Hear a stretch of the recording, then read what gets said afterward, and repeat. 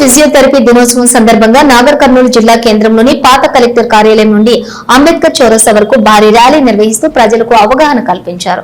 కార్యక్రమానికి ముఖ్య అతిథిగా హాజరైన జిల్లా వైద్యాధికారి డాక్టర్ రవికుమార్ నాయక్ మాట్లాడుతూ ప్రజలు ఆరోగ్యకరమైనటువంటి జీవన శైలిని ప్రోత్సహించే ఫిజియోథెరపీ చికిత్సపై ప్రపంచ ఫిజియోథెరపీ దినోత్సవం సందర్భంగా అవగాహన ర్యాలీ నిర్వహించి ప్రజలు అవేర్నెస్ ప్రజల్లో కల్పించడం ఎంతో సంతోషకరమైన విషయమని, నేటి తరంలో ఉరుకుల పరుగుల మధ్య కొనసాగుతున్నటువంటి జీవితాల్లో చాలా వరకు బాడీ పెయిన్స్ లేదా వివిధ ప్రమాదాల వల్ల మనిషి బాడీలో వివిధ పార్ట్స్ దెబ్బతిని వచ్చేటటువంటి బాడీ పెయిన్స్ మనిషిని నిరంతరం కృంగదీస్తూ ఉందని, అందుకు ఫిజియోథెరపీ వైద్యం చాలా ఉపయోగపడుతుందనే విషయం చాలా మందికి తెలియదని, ఇలాంటి సందర్భాలలోనూ అవగాహన కల్పించడంతో అలాంటి సమస్యలు ఉన్న ప్రజలు సద్వినియోగపరుచుకుంటారని ఈ సందర్భంగా వారు తెలిపారు.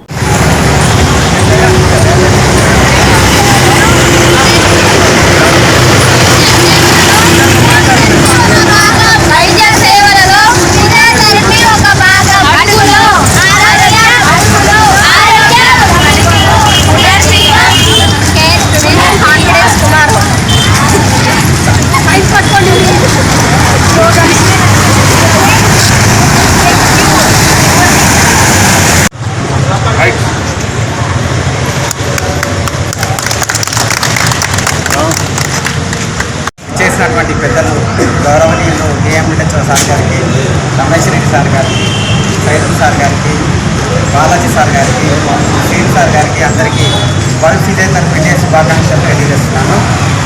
మొట్టమొదటగా వరల్డ్ ఫిజియోథెరపీ డే సందర్భంగా కండక్ట్ చేసుకుంటున్నటువంటి ఈ ర్యాలీ అవగాహన ప్రోగ్రాంకి అధ్యక్షత వహించినటువంటి డాక్టర్ సుమంత్, అలాగే ఇక్కడ విచ్చేసినటువంటి పారామెడికల్ సైదుల్ గారికి, రిమైనింగ్ పారామెడికల్ స్టాఫ్ చాలా రెగ్యులర్గా చూస్తుంటాము ఫిజియోథెరపీ యొక్క ఆవశ్యకత ఏంటనేది.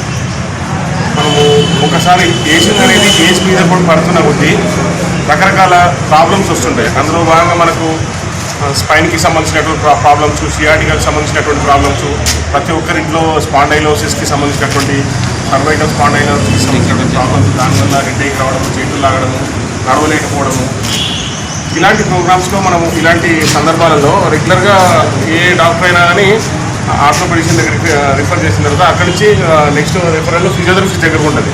సో పెయిన్ అనేది ఫిజియోథెరపిస్ట్ తగ్గిస్తాడు. సో ఫైనల్గా ఈ ఫిజియోథెరపిస్ట్ డేలో నన్ను ఇన్వాల్వ్ చేసినందుకు అందరికీ కూడా ధన్యవాదాలు. ఈ ఫిజియోథెరపీ డే అవేర్నెస్ అనేది మనకు థీమ్ ఏంటంటే హెల్దీ ఏజింగ్ అనేది థీమ్ ఈ సంవత్సరానికి.